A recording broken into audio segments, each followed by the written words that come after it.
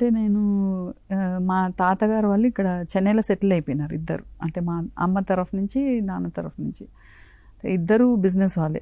ఒక్కరేమో potato merchant, ఒకరు పప్పులు అనమాట అట్లా.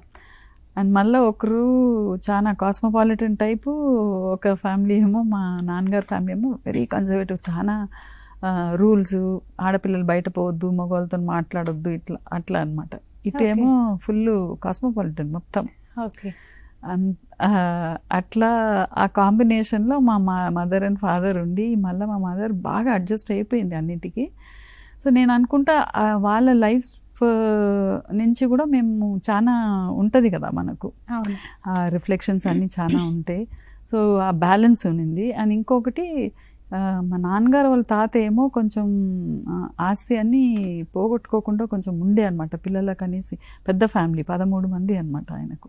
ఇక్కడేమో ఆయనకు 3 పిల్లలు, అయినా అన్నీ అయిపోయిందనమాట. అంటే ఒక్కసారి లాస్ వచ్చినాక మొత్తం చాలా బిజినెస్లో చాలా డల్ అయిపోయింది ఆయనకు. ఇక్కడ మాత్రం బాగానే సెట్ చేసిపోయినాడు అనమాట పిల్లలకంతా అట్లా.